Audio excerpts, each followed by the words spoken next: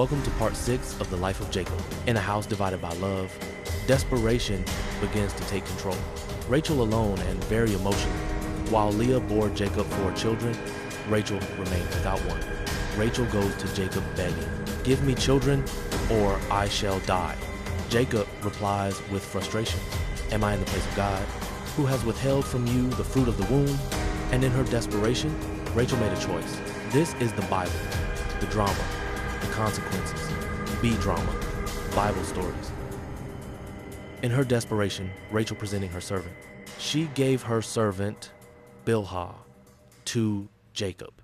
Rachel tells her husband Jacob, "Go in to her, that she may bear children for me." And Bilhah conceived and bore Jacob a son. Now Rachel is relieved. God has judged me and heard my voice. She named the newborn son Dan. So the competition begins. And again, Bilhah bore another son to Jacob for Rachel. Rachel exclaims, "With great wrestling, I have wrestled with my sister." She named this second child Naphtali.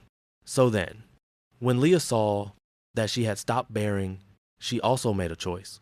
Leah decided to give her servant Zilpah to Jacob to bear more children for her as well.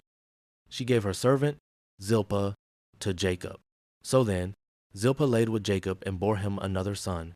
Leah declared, "A troop comes," and they named him Gad. And again, another son was born. Leah announced with pride, "Happy am I, for women have called me blessed." She called his name Asher. What began as love had become a very dramatic competition. Children were no longer just blessings. They had become a tribe. One afternoon, Jacob returns from the fields at sunset. Leah approaches Jacob boldly and says, "You must come in to me, for I have hired you with my son's mandrakes." And Jacob went in to her that night, and she conceived again and bore a son. She called his name Issachar. And Leah conceived again and bore another son. She called his name Zebulun. And afterward, she bore a daughter and named her Dinah. Then God remembered Rachel, who was still without a child of her own.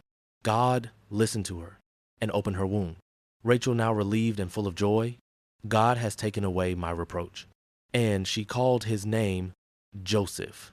After years of longing, Rachel finally held what she had prayed for.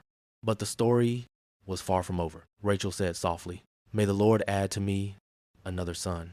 But this child would one day change everything. Now here Jacob stands with his wives, servants, and a host of children. With the birth of first son Joseph, with his beloved wife Rachel, everything began to change. Not just in the home, but in the life of Jacob. Jacob makes a decision to take his family and leave this land. So he goes to speak with Leah. Come back for more of the life of Jacob in part 7. This is the Bible, the drama, the consequences, B-drama, Bible stories.